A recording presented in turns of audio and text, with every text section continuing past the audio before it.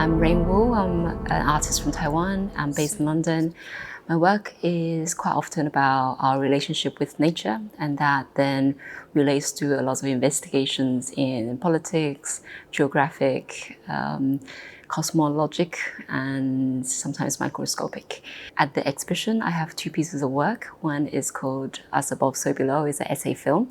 It was made during the lockdown, and so we took a lot of archival images of microscopic images of food. So looking at food under the microscope, and the smaller you get, the larger it seems. So it looks like the vitamins or the crystals of wine, or a section of fruits looks like a cliff or a star that is exploding, or like many stars. So we thought this relationship was interesting between the extremely small to the extremely big. And we were also trying to draw a line, not just across the scale, but across time, that when we eat, we are making a vote into the future, to how we plant, what we plant, who do we eat with. But we're also looking back into the past, because everything that we can cook comes from a recipe. The recipe is not invented today.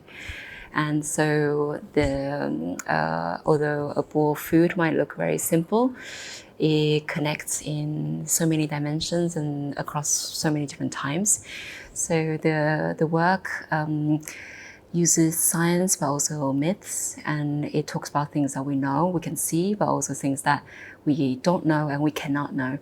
So it's an interesting mix to allow the viewers to have this expanded vision of food. The second work in the show is called Towards the Sweeter Future. It was made in 2015, and it was very much inspired by the occupation movement in Taiwan in 2014.